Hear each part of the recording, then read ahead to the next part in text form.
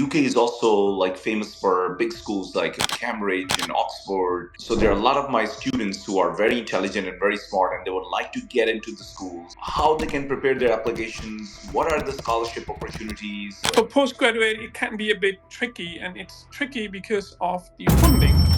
In UK, we do have Commonwealth scholarships. We do have another scholarship which is called GREAT. You can apply directly to the university system, and your CV for a postgraduate study can't be that long. First of all, I would like to welcome my guest, Professor Dr. Jafar Khan from University of Hull. Welcome, sir. Thank you very much, and thank you for inviting over. It's really great pleasure to be here with you. It's our pleasure. So you were born in UK, you did your PhD in UK. So tell us a little bit about the universities or overall education system in UK.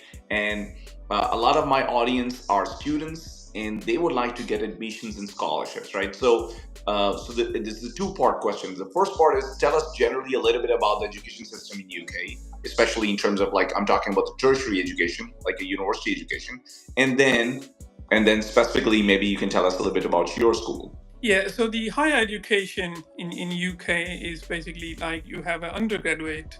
So for 3 years or 4 years, depending on the program and the subject you will study. And then you can move into MSc, or like in physics, we also have MPhys, right? You can do a master in physics by just having coursework, but you can also do a research degree where you join a proper research laboratory and have a project and work as a part of, let's say, a larger team where you also can contribute to the big project. Postgraduate studies, PhD, is for 4 years, but the first 3 years is really like you work, and the last year is spent on writing, because here in UK they really want to spend time of writing a thesis. They really take it like you need to spend these 12 months of writing a thesis. And in UK, most of the local home students, they prefer just to do what we call a degree, right? So bachelor's degree, and then they go on the job market. While in rest of the Europe,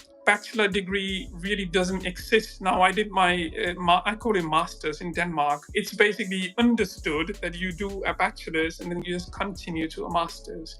So once you have a master's, then you are graduated. And that's called postgraduate here. So most of the postgraduate are typically from overseas countries, international students, and that's actually how the culture in UK is regarding education. And I know the UK is also like famous for big schools like Cambridge and Oxford and Leeds and other schools. So there are a lot of my students who are very intelligent and very smart, and they would like to get into the schools, also in the top schools and other schools, like average schools. So how they can prepare their applications? What are the scholarship opportunities? So tell us a little bit more about those, please. For postgraduate studies, again, I mean, like undergraduate is pretty straightforward. You apply, you got an offer, you pay your tuition fee, and you're in the system. Right. For postgraduate, it can be a bit tricky, and it's tricky because of the funding, right? Because in doing postgraduate studies, people are often looking for support. And in UK, we do have Commonwealth scholarships. We do have another scholarship which is called GREAT. So that's actually mostly to the countries which belongs to the Commonwealth. And you can apply directly to the university system. Then the university will basically select you depending on the interest of research. For instance, come to me if somebody's interested in doing laser spectroscopy or solar cells. And then I will have to review the application.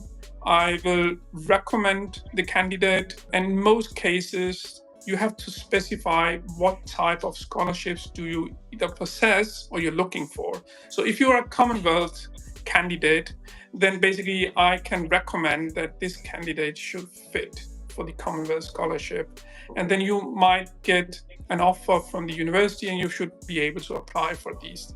We do have few scholarships which you could basically be applicable for or you might be interested in. So the procedure is always go to the centralized system, apply through the university system. It will go to individual PIs who will recommend you, and then you do your application, you will get an offer, and then you start your visa processing immediately. So now when application comes to you, while you are reviewing applications, what are the main things you are looking for, like in the application materials, and which things kind of repel you? So tell us a little bit about those ones, like, review Yeah. one. So first of all, I assess by looking, are you really a good fit to this course? Okay.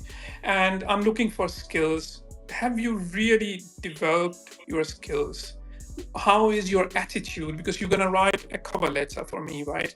How is your motivation, right? Do you really have those skills developed to work independently? Because it is required that you are able to work independently and think independently.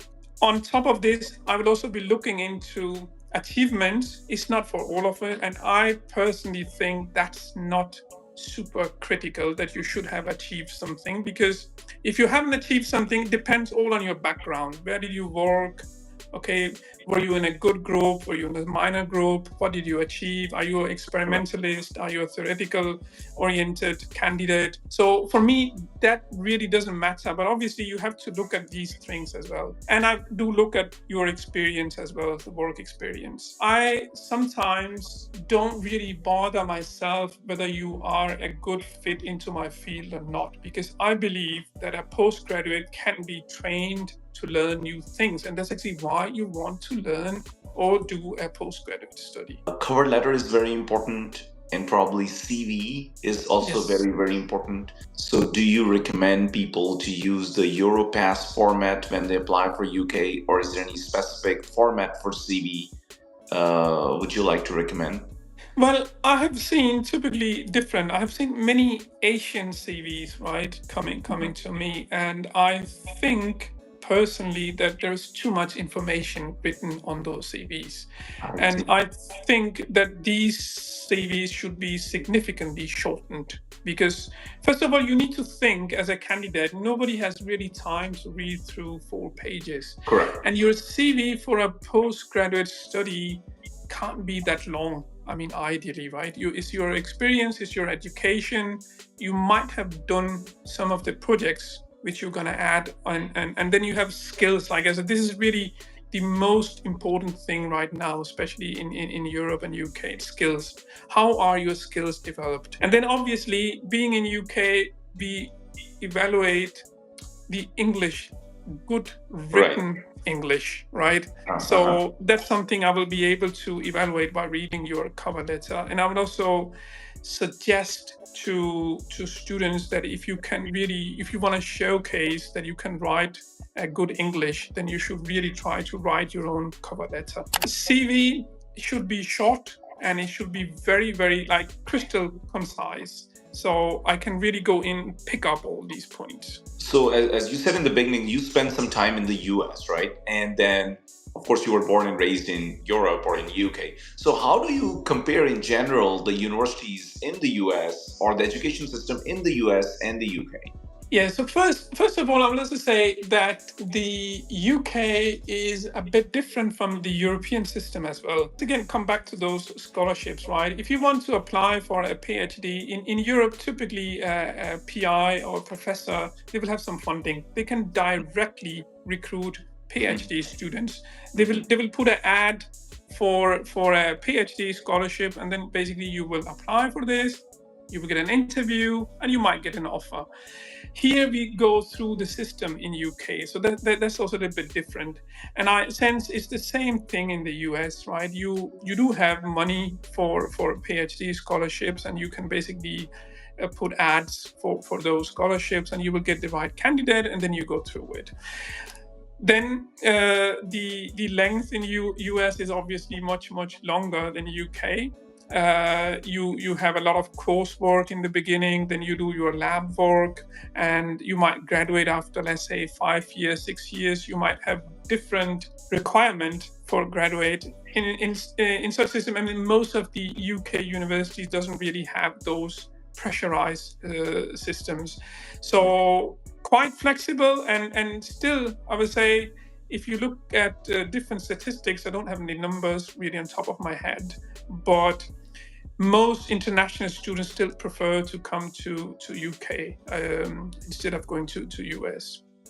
So differences are there between UK and Europe and UK across US. Still, I would also say that depending on where you live in US, the living cost in UK can also be higher if you go to, for instance, Cambridge, Oxford, London, right? Whereas it might be cheaper if you select like a minor city in UK. So now you were talking about AI. I guess everybody's talking about AI, right? These days, artificial intelligence. And a lot of students are interested in getting into AI and data science and all the related disciplines. By the way, just I also want to tell my audience and that just 2 days ago, by the way, I read that Saudi Arabia is going to be spending $40 billion in AI. So you spend a lot of time in cows, you spend a lot of time in Denmark, you spend a lot of time in UK. So how do you see the future of AI as a professor, and what would you recommend my students who are interested in getting their degrees or getting their experience in AI? Yeah, so you should also bear in mind that AI can really be very broad. It's a huge spectrum, Correct. right? So you get people in from different disciplines. And as far as I can see, they recruited most students last year in Hull. It's a new direction, right? And the only challenge which I see is, are we able to find the right faculties to supervise those students?